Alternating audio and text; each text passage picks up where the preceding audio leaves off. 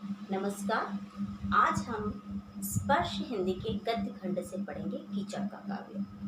कीचड़ का काव्य पाठ के लेखक है काका कालेलकर। काका कालेलकर का जन्म महाराष्ट्र में 1885 में हुआ था।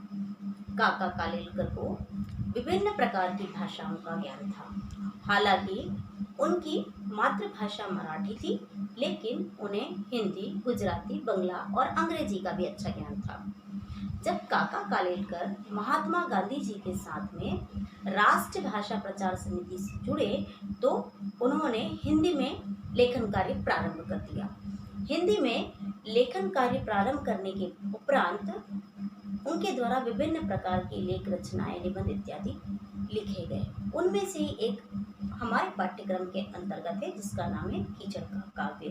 तो आइए हम पढ़ते हैं निबंध कीचड़। आज सुबह पूर्व दिशा में कुछ खास आकर्षण नहीं था। रंग की सारी शोभा उत्तर दिशा में जमी थी। उस दिशा में तो लाल रंग ने आज कमाल ही कर दिया था, परंतु बहुत थोड़े समय के लिए। स्वयं पूर्व दिशा ही आज जहाँ पूरी रंगी न गई हो, वहाँ उत्तर दिशा कर करके भी कितने नखरे कर सकती। देखते देखते वहाँ श्वेत ऊनी जैसे बादल हो गए और यथाक्रम दिन प्रारंभ हो गया। हम आकाश का वर्णन करते हैं, हम पृथ्वी का वर्णन करते हैं, जलाशयों का वर्णन करते हैं, पर कीचड़ का वर्णन किया है कभी किसी ने? कीचड़ में पैर डालना कोई नहीं पसंद करता। कीचड़ से शरीर गंदा होता है, कपड़े मैले हो जाते हैं, अपने शरीर पर कीचड़ उड़े या किसी को अच्छा नहीं लगता, और इसलिए कीचड़ के लिए किसी को सहानुभूति नहीं होती। यह सब यथार्थ है, किंतु तटस्थता से सोचे तो हम देखेंगे कि कीचड़ में भी कुछ कम सौंदर्य नहीं होता।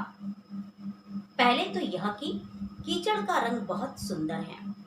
पुस्तकों के गत्तों पर, घरों की दीवारों पर अथवा शरीर पर कीमती कपड़ों के लिए हम सब कीचड़ जैसे रंगों को देखना पसंद करते हैं।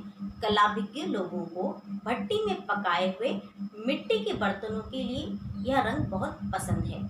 फोटो लेते समय भी यदि उसमें कीचड़ का एकाध फीकरे का रंग आ जाए तो उसे वार्म टोन कहकर विज्ञ लोग खुश खुश हो जाते हैं, पर लोग कीचड़ का नाम लेते ही सब।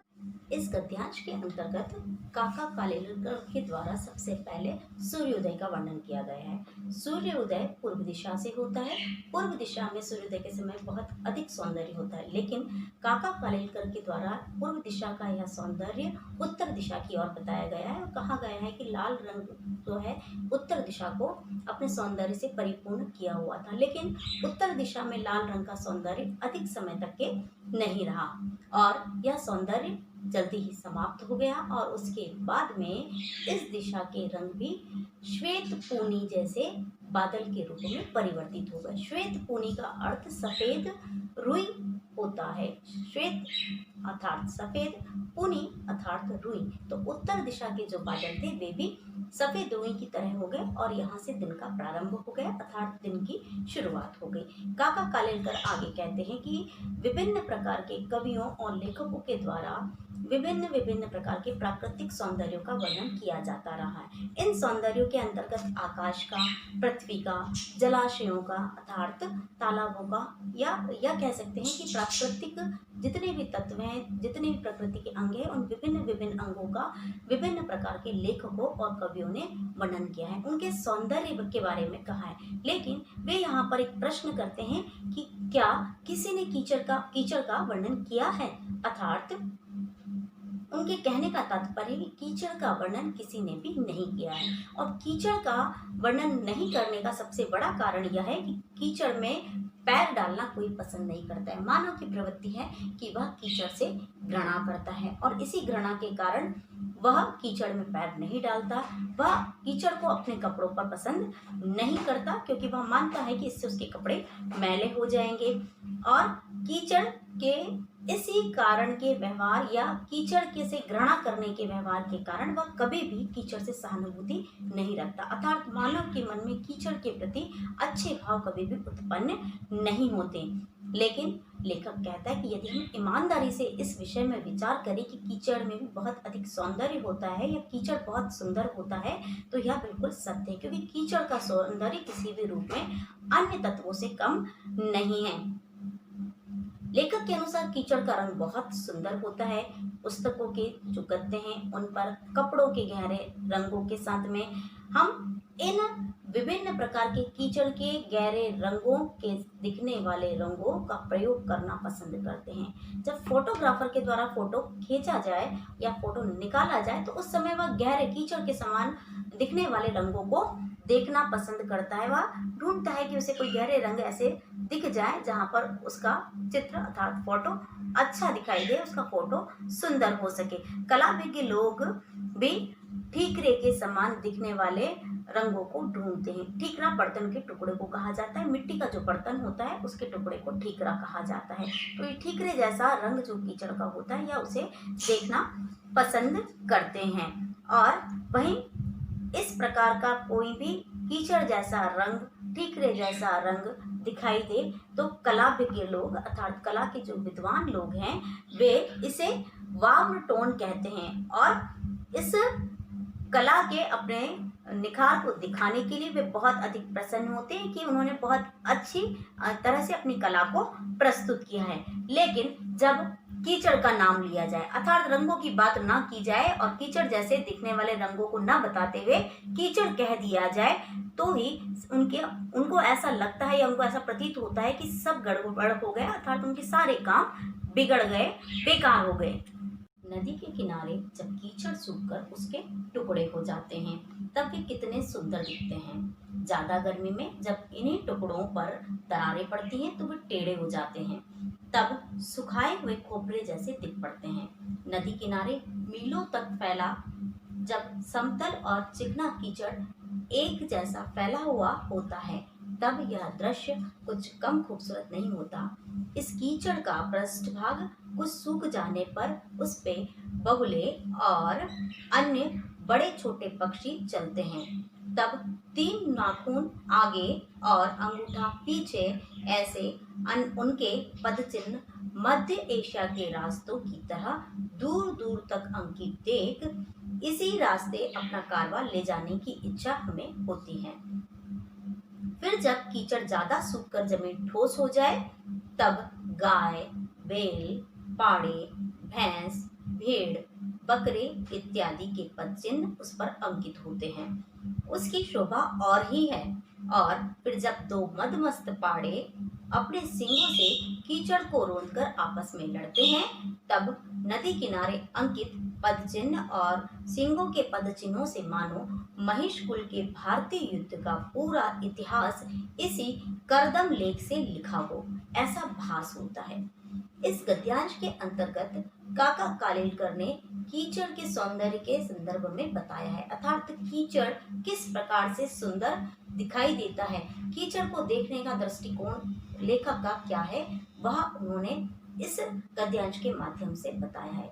लेखक कहते हैं कि नदी किनारे जब कीचड़ सूखता है और सूखने के साथ में जब उसके टुकड़े होने लगते हैं तो वह बहुत सुंदर दिखाई देता है अर्थात कीचड़ अपना गीलापन छोड़कर जैसे जैसे सूखने की अवस्था में पहुंचता है उसके टुकड़े होने लगते हैं। यह टुकड़े बहुत सुंदर दिखाई देते हैं और जब यह दरारों में विभक्त हो जाता है अर्थात बट जाता है तो लेखक ने तुलना की है उनकी खोपरे के टुकड़ों से अर्थात जो नारियल होता है उस नारियल के सूखे हुए टुकड़े को खोपरा कहा जाता है।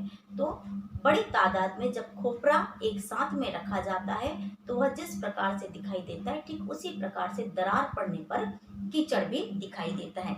लेखक आगे बताते हैं ठीक ऐसा दृश्य जिसके अंतर्गत समतल स्थान पर चिकना कीचड़ फैला हुआ दिखाई दे रहा है और यह फैला हुआ कीचड़ जब दिखाई देता है तो उसका सुंदर दृश्य भी देखने लायक होता है। एक और लेखक सूखने की अवस्था वाले कीचड़ को सुंदर बताते हैं तो दूसरी ओर कीचड़ की चिकने होने की जो अवस्था है उस अवस्था में भी उसे सुंदर कहते हैं। वे कहते हैं कि जब यह चिकना कीचड़ फैला होता है तो वह सुंदर लगता है। जब उसका पृष्ठ भाग अर्थात उसका जो आगे का भाग है वह जब सूखने को लगता है, तो जब वह हल्का सूखा हुआ होता है तो उसके अंतर्गत बगुले और अन्य पक्षी, तो नदी किनारे पर बुगले और अन्य विभिन्न प्रकार के पक्षी अपने भोजन के लिए रहते हैं और अपने भोजन को प्राप्त करने के लिए वह कीचड़ के ऊपर पैर रखते हैं और छोटे छोटे जीव जंतुओं को अपने आहार के रूप में प्राप्त करते हैं।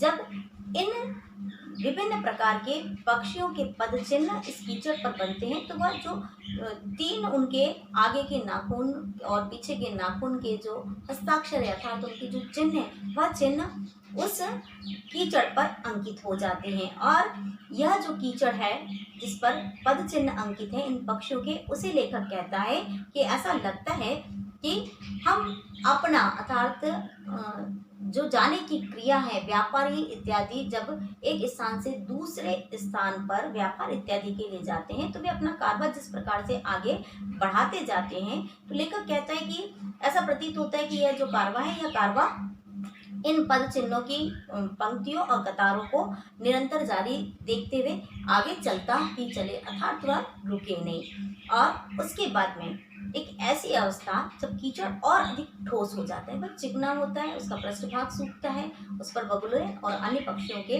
पद चिन्ह अंकित होते हैं, उसमें दरारें पड़ती हैं, वह खोपरे के सूखे गोलों की तरह दिखाई देने लगता है। और उसके बाद में एक और अवस्था आती है जिसमें वह बहुत ज़्यादा सूख कर ठोस हो जाता है अर्थात वहाँ कीचड़ की जो जमीन है वह ठोस हो जाती है। और जब वह ठोस हो जाती है अर्थात मजबूत हो जाती है तो उस समय पर विभिन्न प्रकार के मवेशी, जिसके अंतर्गत लेखक ने जिक्र किया हुआ है गाय, भैंस, पाड़े इत्यादि, बकरे, और यह जब मवेशी हैं इन सब के जो पद चिन्ह है अर्थात पैरों के जो चिन्ह है वह पैरों के चिन्ह अब इस ठोस कीचड़ पर अंकित होते हैं। तो पहले पदों की छाप थी पक्षियों की और अब पदों की छाप है इन मवेशियों की। लेखक कहता है कि जब इन मवेशियों के पैरों से कि ठोस कीचड़ पर पद चिन्ह अंकित हो जाते हैं तो वे बहुत सुंदर दिखाई देते हैं, बहुत अच्छे लगते हैं। और जब इस कीचड़ पर दो मदमस्त पाड़े अर्थात मत वाले पाड़े, भैंस के जो नर बच्चा भैंस का होता है उसे पाड़ा कहा जाता है। तो मत वाला जो पाड़ा है वह पाड़ा अपने अन्य साथी के साथ में जब अपने सींगों से लड़ता है तो वह इस कीचड़ को पूरी तरह से रौंद देता है। और जब उसे रौंद देता है तो रौंदने के बाद में इन पाड़ों के पदों के चिन्ह और सींगों के चिन्ह से यह कीचड़ विभिन्न स्थानों से उखड़ जाता है अर्थात रुंध जाता है। लेखक ने इसकी तुलना महिष कुल के युद्ध से की है। महिष का अर्थ होता है भैंस, तो ऐसा लगता है कि जैसे भैंसों के कुल का महायुद्ध यहाँ पर हुआ हो और इतिहास में इस महायुद्ध को कीचड़ के लेख के रूप में लिखा गया हो, ऐसा इस दृश्य को देखकर आभास होता है या प्रतीत होता है। देखना हो तो गंगा के किनारे या सिंधु के किनारे, इतने से भी तृप्ति न हो तो सीधे खंबात पहुंचना चाहिए। वहाँ मही नदी के मुख के आगे जहाँ तक नजर जाए वहाँ तक सर्वत्र सनातन कीचड़ ही देखने को मिलेगा। कीचड़ में हाथी डूब जाए ऐसा कहना न शोभा दे, ऐसी अल्पोक्ति करने जैसा है। पहाड़ के पहाड़ उसमें लुप्त हो जाएंगे ऐसा कहना चाहिए। हमारा अन्न कीचड़ में ही पैदा होता है। इसका जागृत भान यदि मनुष्य को हो जाए तो वह कभी भी कीचड़ का तिरस्कार न करता। एक अजीब बात तो देखिए, पंख शब्द घृणास्पद लगता है जबकि पंकज शब्द सुनते ही कभी लोग डोलने और गाने लगते हैं। मल बिल्कुल मलिन हो जाता है किंतु कमल शब्द सुनते ही चित्त में प्रसन्नता और आह्लाद फूट पड़ते हैं। कवियों की ऐसी युक्ति शून्य वृत्ति उनके सामने हम रखें तो वे कहेंगे आप वासुदेव की पूजा करते हैं इसलिए वसुदेव को तो नहीं पूजते। हीरे का भारी मूल्य देते हैं किंतु कोयले या पत्थर का नहीं देते, और मोती को कंठ में बांध कर फिरते हैं किंतु उसकी मातोश्री को गले में नहीं बांधते। कम से कम इस विषय पर तो कवियों से चर्चा करना और न करना उत्तम ही है। कीचड़ के संदर्भ में कहते हैं कि यदि हमें कीचड़ देखना हो तो हमें गंगा के किनारे जाना चाहिए, और गंगा नदी के किनारे जाने के साथ साथ हम सिंधु नदी के किनारे भी इस कीचड़ को देख सकते हैं। लेकिन यदि इन दोनों नदियों के कीचड़ को देखकर हमारा मन नहीं भरे तो हमें सीधे खंबात पहुंचना चाहिए। खंबात में जो कीचड़ का दृश्य दिखाई देगा, वहां हम देखेंगे कि मही नदी का जो मुख है उसके सामने चारों ओर दूर तक के फैला कीचड़ ही कीचड़ हमें दिखाई देता है। इस कीचड़ का अंतिम छोर हमें नहीं दिखाई देता, और इसकी गहराई इतनी अधिक है कि उसमें हाथी भी डूब सकते हैं। अर्थात यहाँ पर सर्वत्र अर्थात चारों ओर कीचड़ ही कीचड़ दिखाई देता है। लेखक कहते हैं कि इस कीचड़ में हमारा अन्न पैदा होता है। अर्थात खेत में किसान जब उपज को बोता है तो वह उसकी सिंचाई भी करता है। मिट्टी में पानी मिल जाने से वह एक कीचड़ का स्वरूप होता है। उस कीचड़ से ही हमारा अन्न उत्पन्न होता है, और इस अन्न से ही मानव जीवन चलता है। लेखक का तात्पर्य यहाँ पे कि यदि हमारा जो अन्न है उसे प्राप्त कर कर हम जीवन यापन कर रहे हैं, उसका उत्पत्ति स्थल जो कीचड़ है, यदि हम उसे सम्मान के भाव से देखें, लोगों को यह पता चले कि कीचड़ की महानता के कारण ही उन्हें अन्न प्राप्त हो रहा है, उनका जीवन यापन हो रहा है, वे उसी के कारण भोजन कर पा रहे हैं, तो उनके मन से कीचड़ के प्रति जो घृणा भाव है वह घृणा भाव समाप्त हो जाएंगे। लेकिन ऐसा नहीं होता। लेखक कहता है कि यह कितना अजीब है कि जो पंख है, पंख का अर्थ कीचड़ होता है, पंख कीचड़ का ही पर्यायवाची शब्द है। तो जो पंख है, इस पंख से लोग घृणा करते हैं, कीचड़ शब्द से घृणा की जाती है। लेकिन जब पंकज शब्द कहा जाता है, पंकज कमल का पर्यायवाची है, तो कमल का फूल देखने में बहुत सुंदर लगता है, मानव हृदय को प्रभावित करता है। और जब पंकज जो कि पंख से बना हुआ है और उसके बारे में सुना जाता है, तो लेखक ने कहा है कि कवियों का मन डोलने लगता है। वे कमल पर लिखना चाहते हैं, कमल की सुंदरता पर लिखना चाहते हैं, उसके सौंदर्य पर लिखना चाहते हैं, उसकी सुंदरता को बताना चाहते हैं। लेकिन जिससे उसकी उत्पत्ति हुई है अर्थात पंख, वे उसके विषय में बात नहीं करना चाहते, क्योंकि वे उससे घृणा करते हैं। लेखक आगे बताता है कि इस विषय में किसी भी प्रकार से कवियों से कोई बात की ही नहीं जानी चाहिए, क्योंकि यह उनकी अपनी विचार अभिव्यक्ति है, उनके विचार बिल्कुल ही अलग है। यदि हम उनसे इस तर्क को लेकर बात करेंगे तो वे अपना ही एक तर्क प्रस्तुत करेंगे। वे अपने तर्क में कह सकते हैं कि यदि आप वासुदेव अर्थात श्री कृष्ण को वासुदेव कहा जाता है, क्योंकि उनके पिता वसुदेव थे, उनके पिता का नाम वसुदेव था, इसीलिए उनको वासुदेव कहा जाने लगा। तो उनका अपना प्रश्न है कि आप वासुदेव की पूजा करते हैं, इसलिए तो केवल वसुदेव को नहीं पूजते, अर्थात आप उनके पिता की पूजा नहीं करते। दूसरी ओर हीरा, जिसका जन्म ही कोयले में होता है, उस कोयले को यदि आप क्षीण समझते हैं, उससे घृणा करते हैं और उसे अच्छा नहीं समझते हैं, लेकिन दूसरी ओर उसमें जो उत्पन्न हुआ है, उससे जो उत्पन्न हुआ है हीरा, वह बहुत कीमती है, वह बहुत मूल्यवान है। आप हीरे की कीमत चुकाते हैं, लेकिन जिससे वह उत्पन्न हुआ है कोयला, उसका आप कोई भी मूल्य नहीं समझते, अर्थात कोयला आपके लिए निरर्थक है, वह मूल्यवान नहीं है।